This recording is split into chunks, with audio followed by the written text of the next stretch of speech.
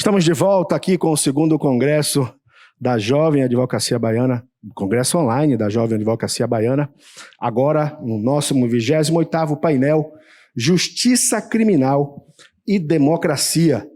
Eu tenho como participantes aqui, presencial, Dr. Sebastião Melo e Dr. Luiz Gabriel Neves, e participando pelo nosso painel, Firmiane Venâncio e Vanessa Nunes, aos quais eu vou botar, eu não consigo ver o painel, tenho que ver o painel por lá, e eu dou uma boa tarde, primeiro começando pelas senhoras, Firmiane e Vanessa, muito boa tarde, tudo bem? Boa tarde, tudo bem? Boa tarde. Bom, e aqui presente o Dr. Sebastião Melo e Dr. Luiz Gabriel Neves, senhores, muito boa tarde, tudo bem? Boa tarde, é uma honra, é uma alegria participar desse evento da advocacia, da Jovem Advocacia. Eu estou muito feliz de estar aqui hoje, e com companhias tão ilustres, né? Firmiane, Vanessa e Luiz Gabriel, para mim é uma alegria e uma honra estar aqui presente hoje. Boa tarde, Gana.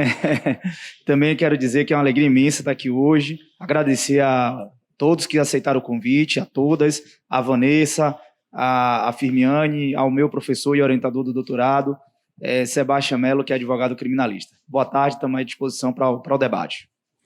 Eu vou fazer a primeira pergunta, essa pergunta que é a pergunta-chave, que vai dar o norte à nossa conversa, que é quais os elos da justiça criminal e a democracia? A gente está falando aqui no nosso painel, a justiça criminal e democracia, e quais são esses elos? O que é que faz hoje com que haja essa junção, né, nessa situação, justiça criminal e a democracia, perdoe. Quais os elos da justiça criminal e a democracia? Por favor, doutora Vanessa Nunes, a senhora, por favor, pode começar a nos falar sobre isso. Obrigada pela pergunta, boa tarde a todas e todos, obrigada pelo convite. Vocês me ouvem bem? Ouvimos sim, muito bem. Eu acho que essa pergunta ela é bastante provocativa, porque, na verdade, o que a gente observa na nossa vivência como atores e participantes do sistema de justiça criminal, na verdade, é um descompasso das possibilidades de exercício de democracia e o que a gente encontra no nosso cotidiano, no ambiente do sistema de justiça, né? A gente sabe que a gente enfrenta um desafio muito grande quando a gente pensa em composição democrática desse sistema, ou seja, a gente tem um sistema que ainda tem nas suas posições de poder, e aí quando eu estou falando de sistema de justiça, eu estou falando da maneira mais abrangente possível, né, pensando o Poder Judiciário, pensando o Ministério Público, a Advocacia, a Defensoria Pública também.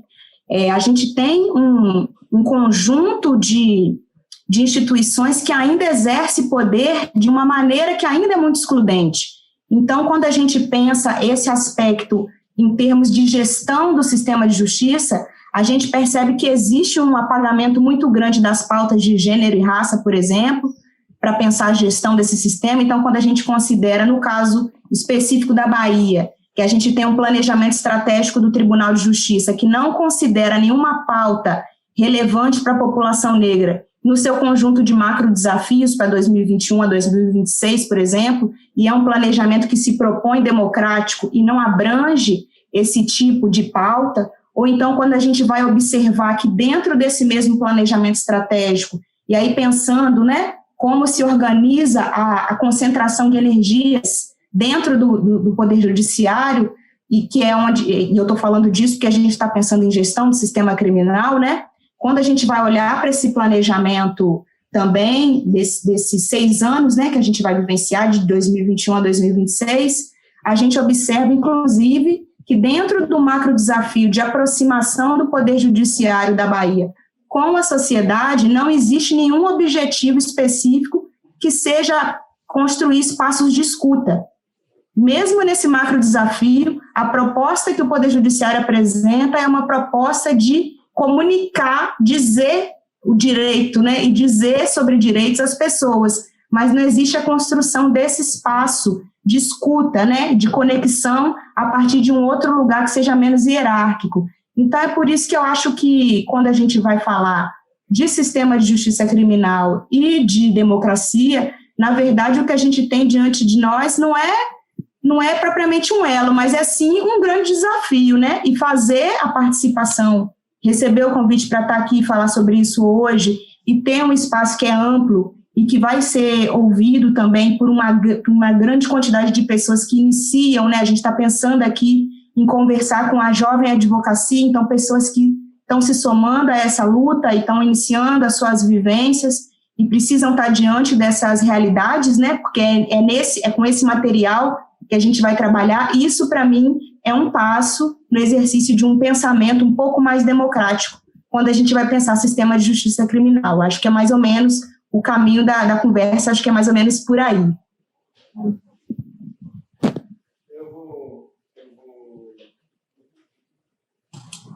Pronto aí? Eu vou repetir a mesma pergunta aqui para a doutora Firmiane Venâncio. Quais os elos da justiça criminal e a democracia, doutora? Eu queria agradecer o convite que foi formulado. Eu fiz uma saudação breve na abertura para saudá-los e saudá-las, mas é uma alegria muito grande poder estar ladeada aqui com pessoas que eu tanto admiro. Agradecer ao AB pelo convite que me foi formulado e agradecer a esses componentes do painel e a Vanessa. São pessoas que eu não apenas admiro, ainda que não saibam, que não tenham noção da minha admiração, eu os leio, acompanho e tenho muita atenção sobre aquilo que vocês têm falado e têm construído no âmbito do direito penal, do processo penal, no âmbito de um processo penal, de uma justiça criminal mais democrática. Respondendo ou tentando responder a pergunta com talvez mais uma provocação, nós estamos diante, quando a gente fala de justiça criminal e democracia, do meu lugar de defensora pública, é inevitável a gente perceber uma verdadeira antinomia, né, entre as duas expressões, porque, na verdade, o que a democracia faz no âmbito da justiça criminal é exatamente limitar o exercício, né, do poder estatal de punir, da mão do Estado, né, exercendo esse poder punitivo sobre o cidadão e a cidadã, e nesse sentido, a democracia ela ganha amplitude ela se instrumentaliza através das regras constitucionais, né, que instituem as garantias fundamentais, né, os direitos e garantias fundamentais no âmbito do processo criminal, por exemplo. Então, nós estamos falando aí de garantias como o devido processo legal, a amplitude de defesa, o conhecimento, a possibilidade de produzir provas no processo penal, de poder apresentar um contraditório diante daquilo que for formulado pelos órgãos de acusação. Isso é exatamente um movimento de contenção, de limitação do poder estatal. Então, veja que, num certo sentido, a democracia dentro da justiça criminal, ela tem essa função, na verdade, de limitar os excessos, porventura, cometidos no âmbito da justiça criminal. É permitir que as partes, no processo, participem dele de forma democrática, possam expor as suas versões, possam trazer aos autos as suas versões, né?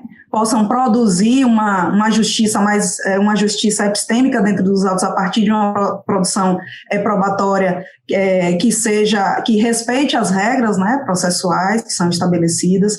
Então, quando a gente fala de democracia e justiça criminal, nós estamos falando exatamente dessa aparente antinomia, e é importante nós falarmos que limitação, democracia na justiça criminal é limitação do poder estatal, porque nós estamos lidando, de fato, com um deslocamento de força muito grande em relação sobre os cidadãos. E quando a gente vai identificar, sobretudo, quem são os cidadãos e as cidadãs que acabam sofrendo essa força da justiça criminal no Estado brasileiro, nós precisamos, de fato, redobrar a nossa atenção, né, redobrar as estruturas das instituições de dentro do sistema de justiça que são responsáveis pela defesa, né, sobretudo a Defensoria Pública, e eu falo aqui também muito propriamente para a advocacia jovem da OAB, falando um pouco desse desafio que se coloca, né, de exercer a democracia dentro de um processo penal e de uma justiça criminal que é permeada, ou que se se caracteriza por aquilo que o Luiz Casara muito bem colocou, como a gestão dos indesejáveis, né? O que a justiça criminal hoje representa no Brasil é uma forma de gerir os indesejáveis, as pessoas negras, as pessoas pobres, as mulheres empobrecidas. Então, vejam que parecem palavras, parecem expressões que realmente estão em constante tensão. Falamos em democracia e justiça criminal. Mas é esse o desafio posto e é exatamente para isso que nós, que militamos no campo da defesa, seja na advocacia ou na defensoria pública, é o que nós fazemos no nosso cotidiano, né? É a resistência que nós oferecemos dentro do processo penal para exatamente trazê-lo mais próximo da democracia possível. Deixa eu continuar aqui. Eu vou pedir ao doutor Gabriel que, pela nossa relação de amizade, que ele fique logo após. E eu quero ter o prazer, aliás, eu estou tendo o prazer de conhecer pessoalmente o doutor Sebastião. Já sempre ouvi falar muito bem de vossa pessoa. Sua fama lhe precede, doutor. Eu acredito que, enquanto aluno de direito, muito honrado em lhe conhecer, viu? Muito honrado mesmo. Mas a minha pergunta para o senhor também é: quais os elos da justiça criminal e democracia? Poxa, eu fico primeiro muito honrado de verdade por estar aqui. Eu quero falar com todos vocês. Gostei muito de ouvir Firmiane, de ouvir Vanessa. É bom a gente ter começado esse diálogo.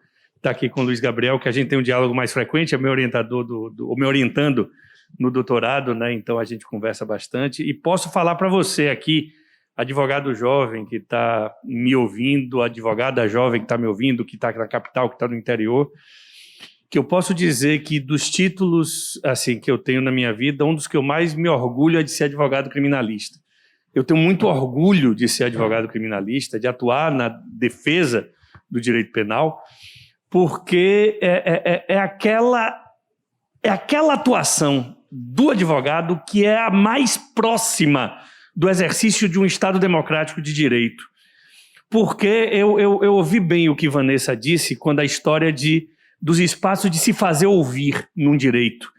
E hoje em dia é muito difícil você ser ouvido no processo, e sobretudo no processo penal, em que a gente parte de uma situação, como Firmiane disse, de gestão dos indesejáveis, de exercício de poder, e quem fala pela acusação é um representante do Estado, é um representante do poder, certo?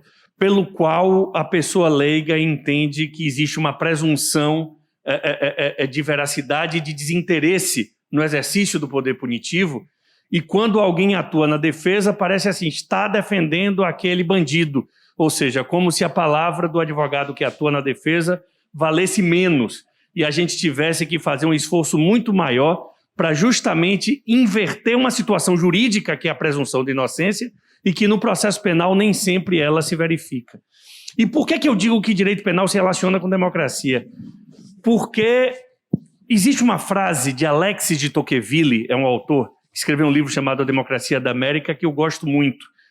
Eu citei até, quando eu fiz doutorado, eu coloquei essa frase na minha tese, que diz assim: quando eu sinto o poder pesando sobre mim, pouco importa quem me oprime, e eu não me sinto tentado a colocar minha cabeça debaixo do jugo, apenas porque 1 milhão de braços o oferecem a mim. Em outras palavras, democracia, o leigo pensa que é apenas o direito da maioria. Mas o Estado democrático de direito significa que democracia é o direito da maioria, respeitados os direitos fundamentais daqueles que são minoria. E aqueles que são minoria, a gente tem que falar daqueles que são excluídos. E aqueles que naturalmente são excluídos são aqueles submetidos ao processo penal. Por isso que não existe democracia sem devido processo legal, sem contraditório, sem ampla defesa e sem prerrogativa de advogado, de defensor, na defesa dessas liberdades fundamentais. É por isso que você, jovem advogado, criminalista, jovem advogada criminalista, na capital do interior, que digo para vocês, toda vez que vocês fazem uma linha de uma petição na defesa dos interesses da liberdade de um constituinte de vocês, vocês estão colocando uma pedra no castelo da democracia. É difícil. Às vezes, cansativo e às vezes desestimulante. Mas é justamente quando a gente sabe deste papel e da honra que é fazer parte desse papel é que vale a pena ser advogado. E é por isso que eu estou aqui hoje conversando com vocês. Então, obrigado pelos elogios, fiquei muito honrado também e passo a palavra de novo a você. Doutor Sebastião, acredite, todo aluno, em algum momento, na universidade, já ouviu falar sobre o senhor. Você pode ter certeza disso. Mas não menos aqui também, eu vou falar sobre uma sumidade de um direito aqui. Eu falo amigo porque é importante ressaltar esse detalhe, porque faz parte da nossa trajetória. Mas eu quero também perguntar ao meu amigo, doutor Luiz Gabriel Neves, quais os elos da justiça criminal e a democracia. Boa tarde, doutor. Boa tarde, meu amigo Gunner. Eu posso dizer com muito orgulho que sou seu amigo. Esse é um título que eu carrego. Eu vou até ver se eu tenho como colocar no meu Lattes, porque você é um amigo querido, leal, a gente conversa muito, e isso ajuda muito a pensar, né? Pensar a advocacia, pensar o direito de forma geral. Eu quero dizer que Hermes me ligou, e Sara Barros, que de alguma forma lideram hoje a Jovem Advocacia. Para quem não sabe, eu fui o primeiro presidente da OAB Jovem. E depois de mim veio Hermes e Larião, e depois de Hermes, Sara. Então a gente tem uma relação de muita amizade, de muita união, uma construção em torno disso. E Hermes me pediu, Gabriel, pensa num painel sobre sistema penal, justiça penal, advocacia penal. E aí eu disse a ele, olha, eu tenho apenas 2 exigências. Que a gente possa fazer um painel com o tema justiça criminal e democracia, e que a gente possa convidar rigorosamente 2 homens e 2 mulheres, no mínimo 2 pessoas negras, 2 pessoas brancas, e que a gente possa convidar defensores ou defensoras públicas. Ele falou, fique absolutamente à vontade. Por que isso? Firmiane, que me conhece, tem um diálogo muito bacana comigo. Vanessa, que eu tenho uma admiração muito grande e conheço de ouvir falar por Igor Santos, que é presidente da Associação de Defensores, porque eu acho que nós temos, Gunner, um déficit democrático. Nós temos um déficit democrático. E o que é mais grave do que isso? Nós temos um obstáculo epistêmico. Tem um epistemólogo chamado Gaston Bachelard. Dizem que ele é o maior epistemólogo do mundo. E ele tem uma expressão chamada obstáculo epistêmico. Ou seja, nós não conseguimos convencer as pessoas de que nós temos um déficit democrático. Isso é terrível, porque assim, você não consegue convencer parte das pessoas hoje que a ciência médica precisa de dessas medidas no combate à pandemia. A pessoa tem um obstáculo epistêmico. Nós não conseguimos convencer a imensa maioria das pessoas de que nossa justiça criminal tem um déficit de democracia terrível. Olha, a gente pode falar aqui sobre inquérito policial, a gente pode falar aqui sobre prisão em flagrante, a gente pode falar sobre tanto tema, a gente pode falar aqui sobre 45% dos presos hoje no Brasil são presos provisórios. A gente pode falar que a letalidade no último ano policial em relação às pessoas que morreram assassinadas é de 60 mil pessoas. Ou seja, a gente tem um déficit democrático gigantesco numa sociedade extremamente excludente, né? Numa abolição inacabada de 130 anos, como bem diz a Juliana Borges, numa sociedade machista, classista e racista, em instituições que hoje, muito provocadas, vêm um esforço muito grande de representatividade, né? E aí eu tenho muito orgulho de fazer parte desse grupo da OAB, que pensa mesmo essas dinâmicas. Tenho muito orgulho de ser amigo da Defensoria. É outro título que eu gostaria muito de colocar no meu Lattes, é dizer assim, eu sou amigo da Defensoria.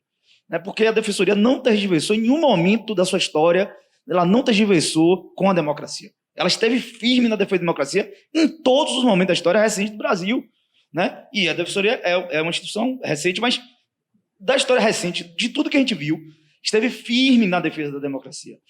E, assim, são tantas coisas que a gente pode falar sobre déficit democrático, e eu achava mesmo assim, que ouvir defensoras públicas era importante, porque elas estão, Gunner, conversando, dialogando, ouvindo, atendendo quem realmente mais precisa, quem realmente não tem acesso a nada.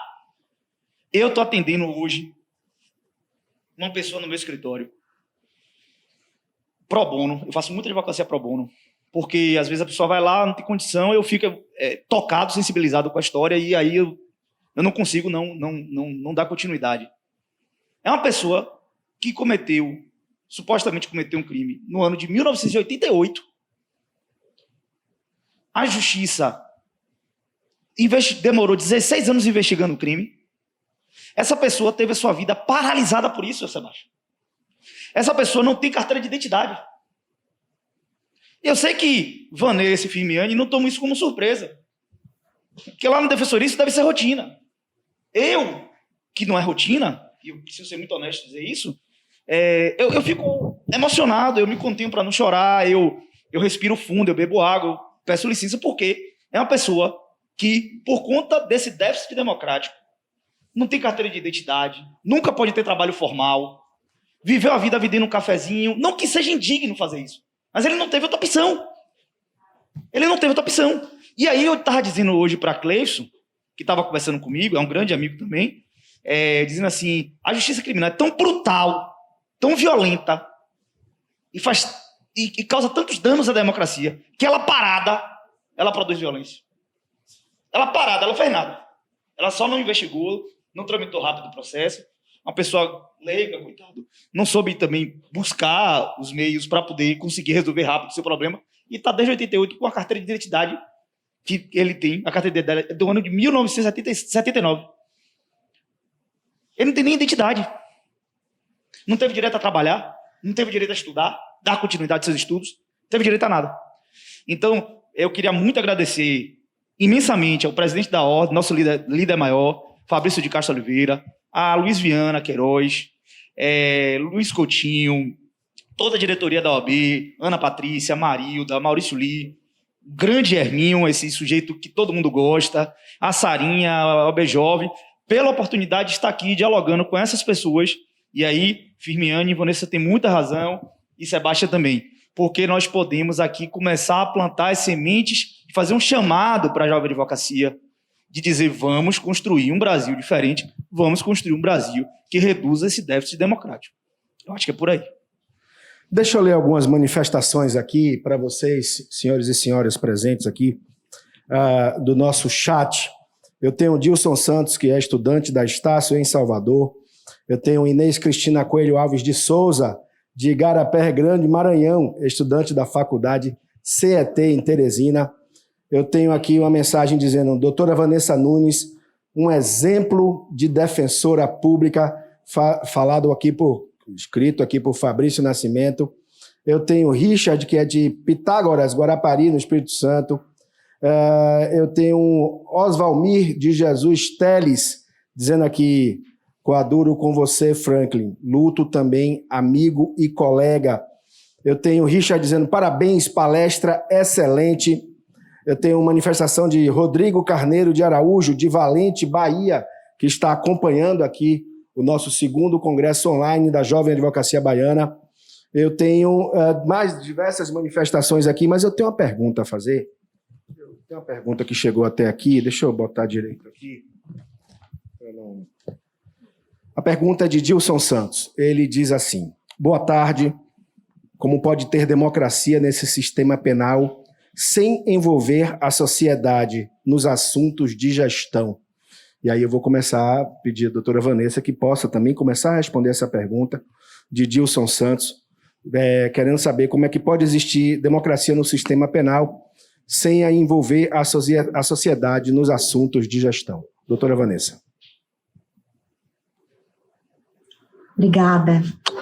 Mandar um abraço primeiro para Fabrício, que mandou um recadinho aqui para mim. Então, é como a gente já vinha conversando, né? Eu acho que, na verdade, sem a participação popular, não vai existir, em última análise, democracia no sistema de justiça. O que a gente pode fazer, enquanto essa participação não acontece da forma como a gente entende que deveria ser feito, e aí quando eu estou falando essa forma que a gente entende que deveria ser feito, seria ter ouvidorias externas com representação escolhida de maneira popular, que é a experiência que a gente vem fazendo na Defensoria. A doutora Firmiani sabe falar sobre isso melhor do que eu. é considerar essas perspectivas e essas pautas dos coletivos que pleiteiam acesso à justiça, e aí eu estou falando do Desencarcera Bahia, por exemplo, quando a gente está pensando em sistema de justiça criminal, eu estou falando das organizações de mulheres que pautam também interrupção dos mecanismos de violência policial, que estão também totalmente ligados com o processo penal, porque é nesses espaços, é nessas circunstâncias policiais que se produz isso que se chama de prova, que vai reverberar lá na frente num processo penal que condena de uma maneira muito frágil, e aí estou falando frágil no sentido dessa construção disso que a gente quer chamar de verdade.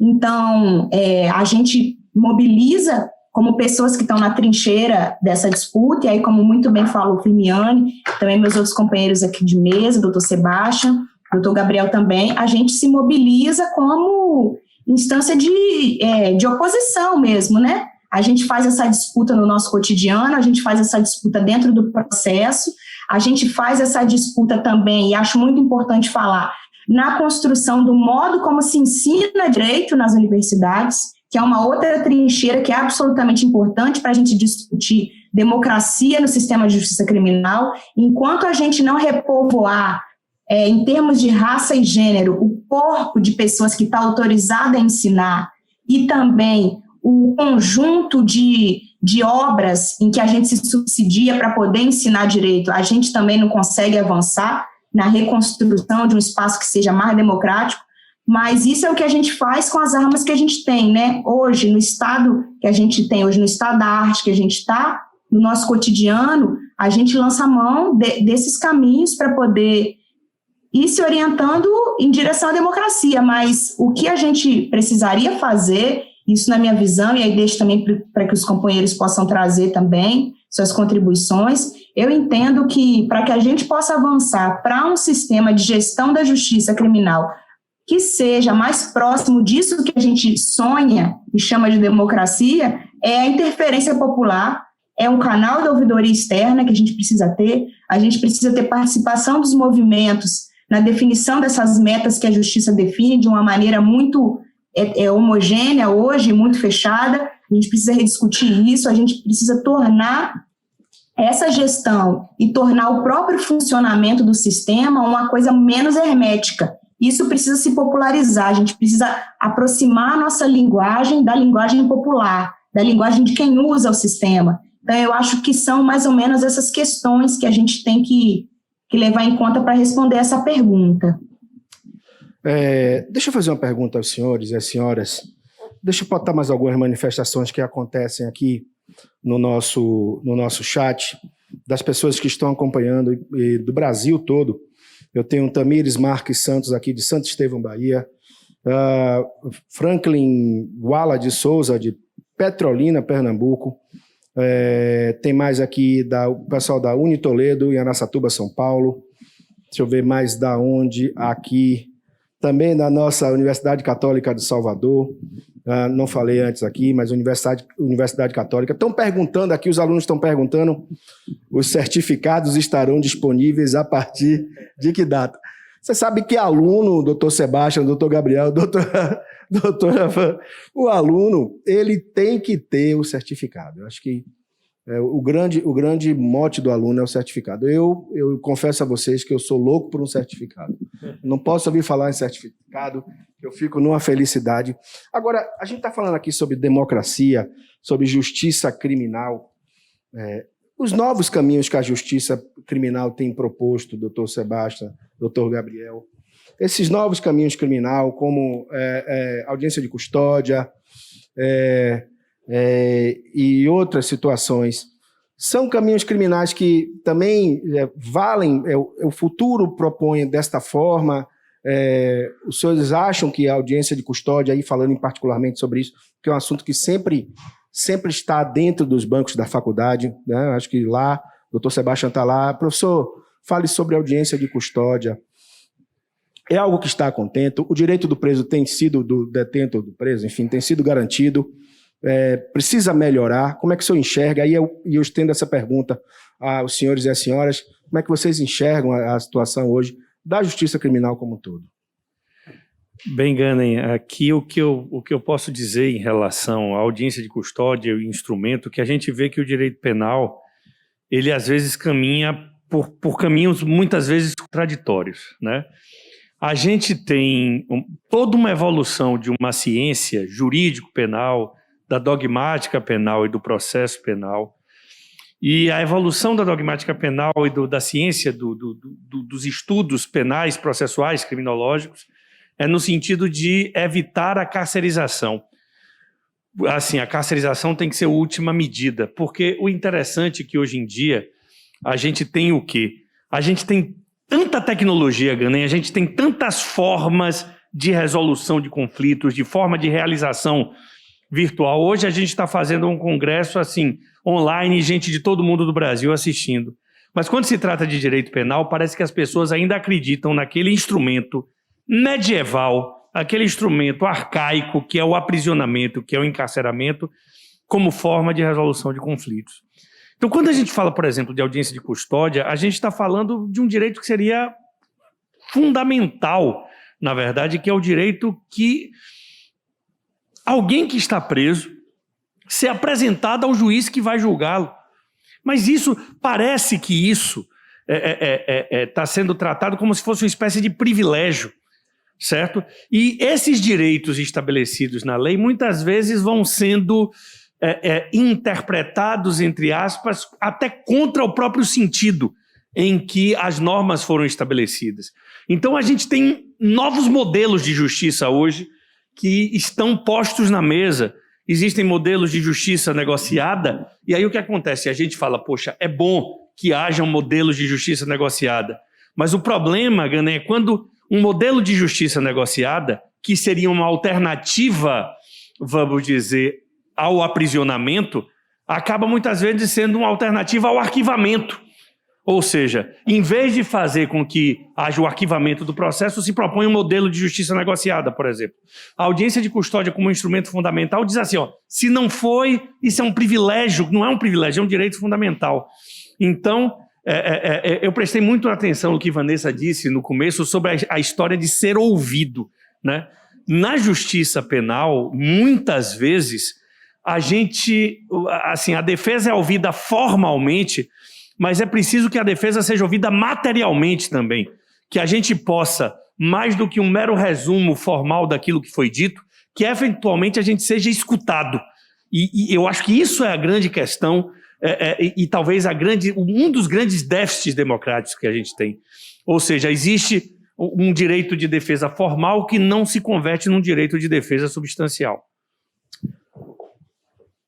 Tem mais mensagens aqui.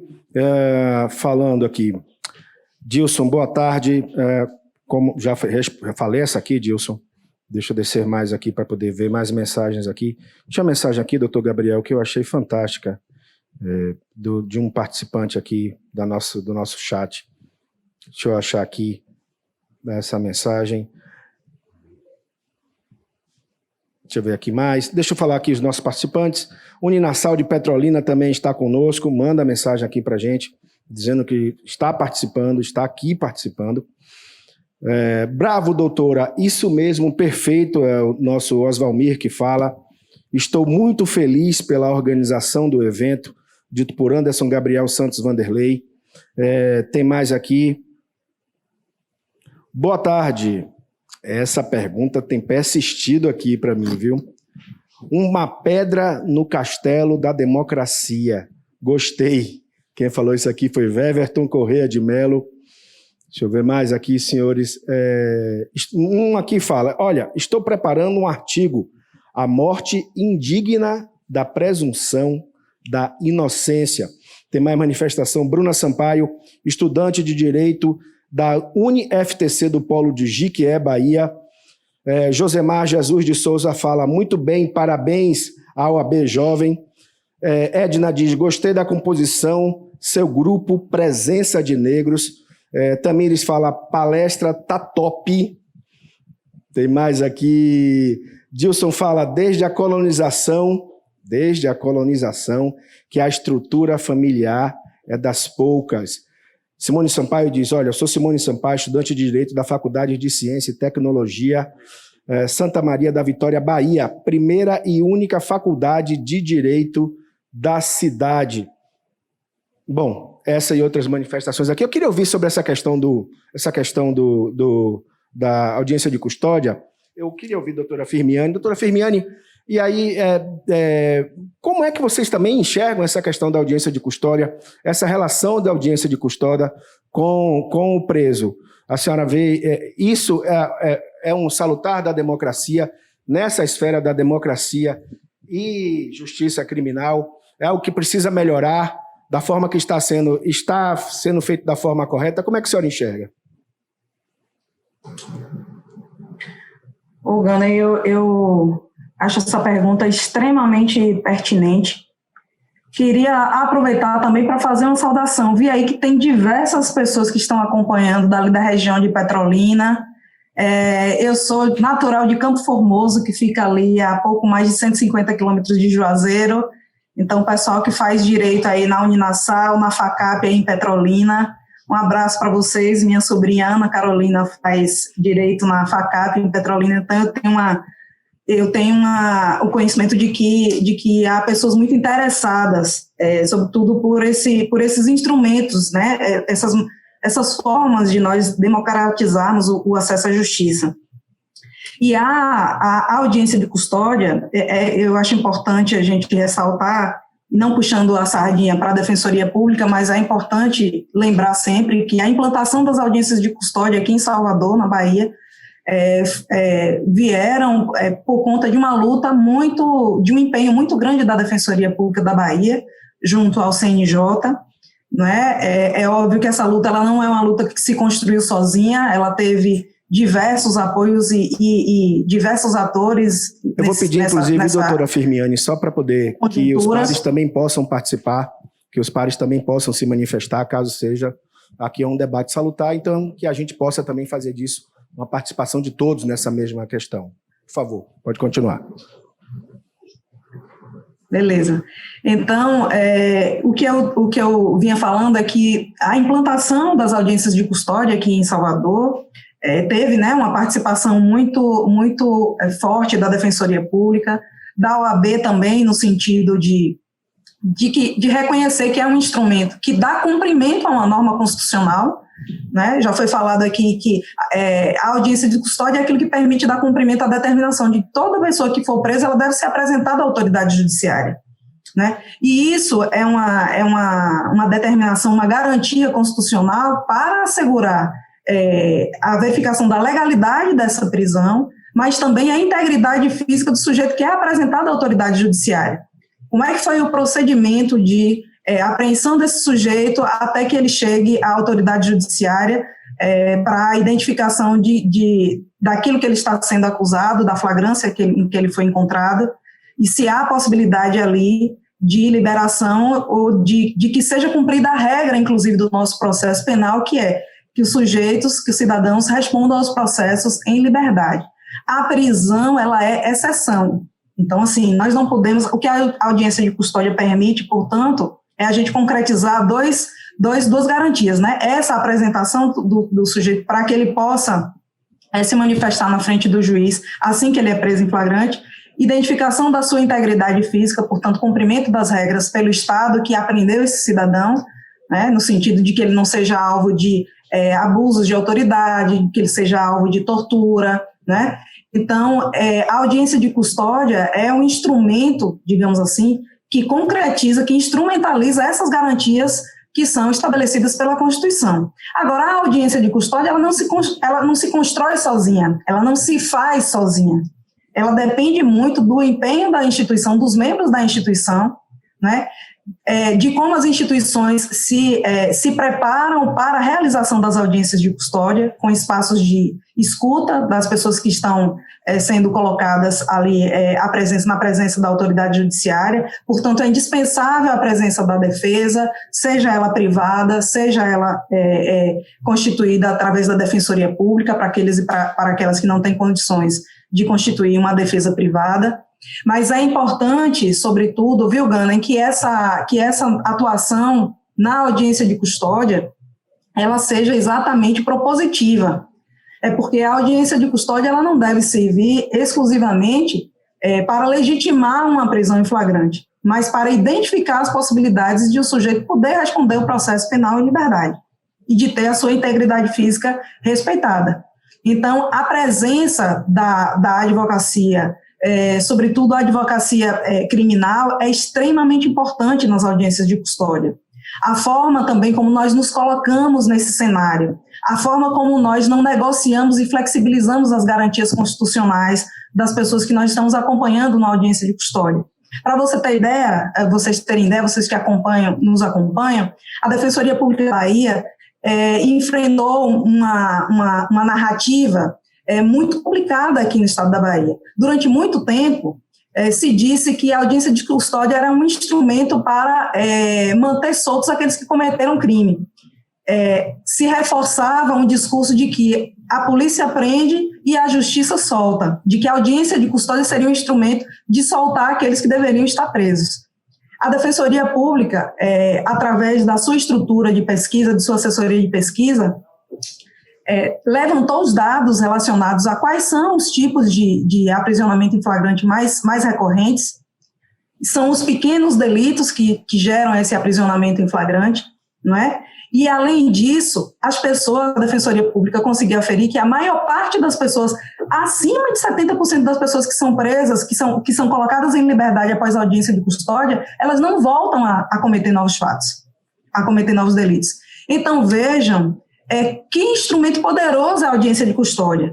Ele assegura a presença do acusado na frente do juiz, ele assegura a integridade física do acusado, ele permite que se dê concretude a outra garantia, que é a garantia, o direito de responder o processo em liberdade, não é?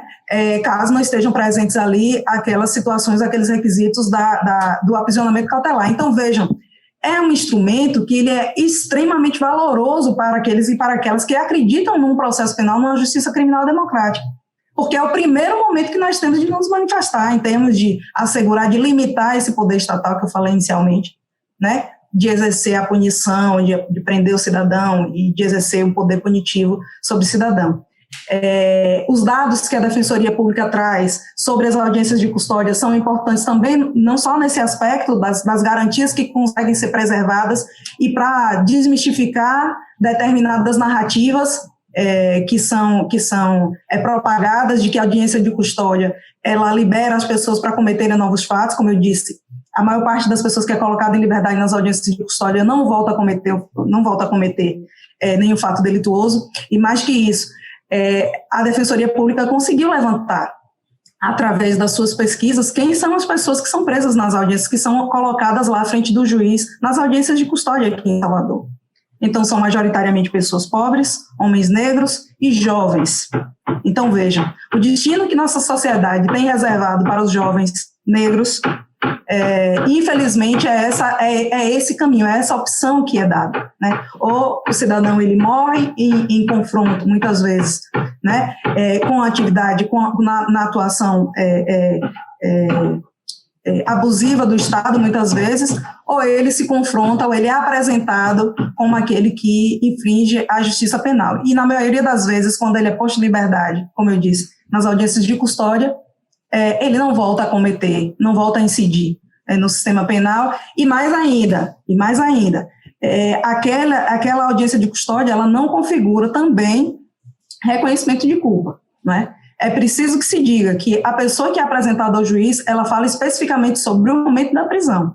Não é uma audiência que se estende para aferir culpabilidade, produção de provas, é exclusivamente para a apresentação do sujeito que foi apreendido e para que se verifique ali já o cumprimento, né, pela justiça penal das garantias que o cidadão tem direito. Deixa eu agradecer a presença de todos. Nosso tempo, infelizmente, estourou. Doutora Vanessa, doutor Sebastião, doutor Gabriel e doutora Firmiani. Nosso tempo, infelizmente, estourou.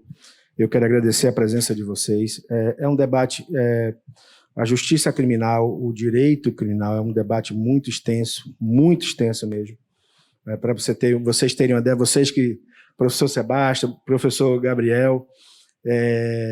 É um debate que dentro da própria faculdade acaba sendo muito pequeno o tempo de você poder discernir, de você perguntar, de você questionar e de você ouvir os pares que já estão no dia a dia trabalhando e atuando dentro da justiça criminal. Mas eu quero agradecer doutor Sebastião Mello, doutor Luiz Gabriel Neves, doutora Firmiane Venâncio e doutora Vanessa Nunes. Eu queria as considerações finais de vocês. De antemão, quero agradecer a presença aqui no 2º Congresso e muito obrigado por ter vindo. E, por favor, eu vou começar pelas mulheres, se vocês me permitirem. Doutora Vanessa Nunes, suas considerações. Muito obrigado. Obrigada, Gani. Eu caí aqui um pouquinho, mas consegui voltar. Bom, primeiro agradecer pela oportunidade de participar e de estar aqui com pessoas que têm tanto a dizer, né, sobre tudo que a gente precisa avançar e construir coletivamente para pensar a democracia. Eu não vou me estender muito, eu quero apenas reforçar o calor dessa advocacia jovem.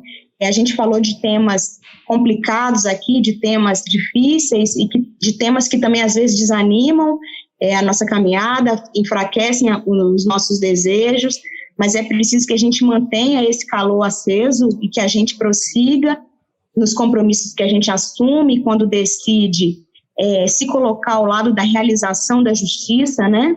Então a gente precisa manter essa chama e é essa mensagem que eu quero deixar para vocês. Hoje a gente passou pela perda do Nelson Sargento, né, que é um baluarte da Mangueira, que construiu muito sobre resistência por meio da felicidade, né, por meio da arte. E ele tem um samba que ele diz: samba agoniza, mas não morre. Alguém sempre lhe socorre no momento derradeiro. Então que a gente possa fazer isso em relação àquilo que a gente sonha para a justiça, né, que os nossos sonhos sobre justiça agonizem, mas não morram, e que a gente sempre conte com essa energia de quem está chegando para poder realimentar esses sonhos e seguir nas nossas caminhadas. Muito obrigada, e é isso, boa noite. Obrigado, então, doutora Vanessa. Doutora Firmiane Venâncio, por favor, suas considerações finais. Sou eu, Gani? Por favor. Ok. Pode?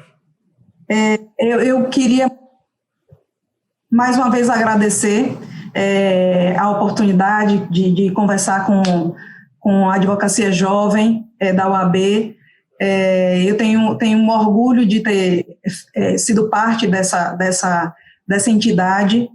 Assim que me formei na Universidade Católica, também tive a oportunidade de advogar, e acho que para aqueles e para aquelas que mesmo construindo um caminho de se guiarem pelas carreiras jurídicas públicas, a passagem pela advocacia, a vivência da dor e da delícia da advocacia são extremamente importantes para forjar profissionais que compreendam as funções, as dificuldades das pessoas que mais precisam e que batem a porta das instituições por justiça.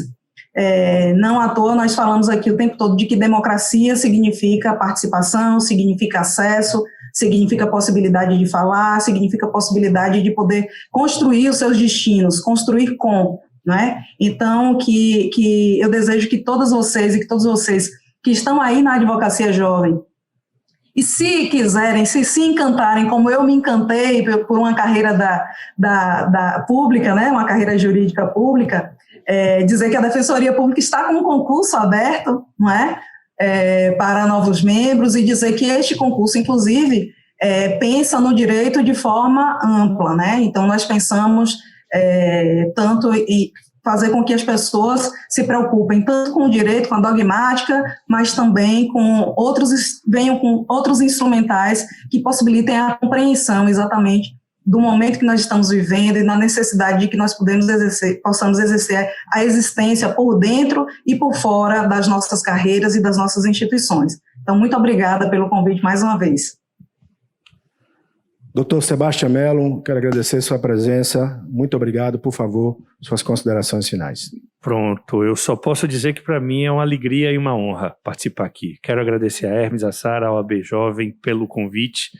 Posso dizer para você, advogado criminalista jovem, e que eu digo para você, assim, falando, porque eu me vejo quando eu comecei na advocacia criminal, e uma coisa que eu aprendi é que quando você gosta de direito penal, você gosta de pessoas. mais do que gostar de leis, de regras, de sistemas jurídicos, quem trabalha no direito penal gosta de gente. E você vê isso quando eu vi Vanessa, quando eu vi Firmiani, adorei ouvi-las, para mim foi uma alegria. E Luiz Gabriel falando da história de alguém que tocou ele. Eu acho que todo mundo que advoga na área criminal tem pelo menos um caso que lhe tocou, tem um caso que lhe marcou, e por isso que é importante estar nesse instrumento de resistência mesmo. O advogado criminal é aquele que resiste ao exercício do poder, na defesa da liberdade. Obrigado, Ghanem. Para mim é uma alegria. Obrigado, Luiz. Obrigado, Firmiani. Obrigado, Vanessa. É uma honra estar aqui com vocês hoje, certo? E estejam sempre pesquisando, estudando. Se Deus quiser, se alguém quiser ali fazer mestrado, doutorado na UFBA para estudar e para pensar, vamos conversar, vamos discutir para que a gente possa fazer o direito cada vez melhor. Olha, e eu também quero ressaltar aqui para você que é jovem advogado, para você que é estudante de direito e que está conosco, que tivemos a presença hoje aqui de 3 presidentes da OAB Jovem. Vou começar pelo Dr. Luiz Gabriel, passando por Hermes Hilarião, e hoje na presidência a doutora Sara Barros. Uma das grandes honras que talvez tenhamos em encontrar 3 presidentes presentes num congresso, 3 presidentes da Jovem Advocacia presentes no congresso. E a ele que eu quero, mais uma vez, agradecer e expressar meu grande afeto na nossa relação de amizade. Dr. Luiz Gabriel Neves, muito obrigado por sua presença. Por favor, suas considerações finais. Eu quero agradecer muito, a Fabrício Castro Oliveira pela condução muito equilibrada da nossa OAB e toda a diretoria. Quero agradecer muito à diretora-geral da ESA, Thaís Bandeira. Quero agradecer muito ao presidente da Caixa de Assistência, Dr. Luiz Coutinho, e principalmente a Hermes Hilarião e Sara Barros, que tem feito um trabalho espetacular, incansável. Vocês não têm ideia do trabalho que eles fazem cotidianamente, dedicam horas do seu dia. Hermes, que agora é pai, recentemente pai, mas mesmo assim é impressionante a dedicação que eles têm com a OAB Jovem. Eu estou muito feliz com o dia de hoje, com a mesa de hoje. Firmiani é uma queridíssima amiga, eu sou muito admirador do trabalho de Firme, então agradecer a Firme. Vanessa, eu ouvia falar de Vanessa de assim, né? O pessoal da Defensoria falava muito dela, de como ela pensa bem o direito, como pensa bem as questões relacionadas a direitos humanos e as sensibilidades humanas. E eu queria muito, já de algum tempo, poder ouvi-la. E eu acho que a gente pode continuar essa conversa depois, Vanessa. Eu quero muito continuar te ouvindo, porque foi muito legal. E Sebastião, que é esse sujeito famoso, inteligente, gentil, amigo, meu orientador, alguém que eu tenho um carinho muito grande. Então, obrigado, gente. Contem comigo. Quem quiser me seguir no Instagram, a gente está sempre por lá. Luiz Gabriel Batista Neves. Enfim, a gente pode trocar e-mails, a gente pode continuar conversando. Vou pensar um evento pela ESA com essa turma também, porque eu acho que o tema precisa ser enfrentado mais vezes, enfim. Obrigado mesmo, de verdade, Gana. Você é um amigão, você é um cara muito bacana, e é isso que torna tudo faz sentido, né? Quando a gente consegue estar perto dessas pessoas, e eu me sinto um privilegiado hoje de estar aqui. Tá bom? Obrigado, boa sorte, que o evento continue. Nós vamos fazer o seguinte, nós vamos ao intervalo rápido e voltamos depois com o próximo painel, que é a importância do compliance na contemporaneidade. A gente volta daqui a pouco, vamos ao intervalo.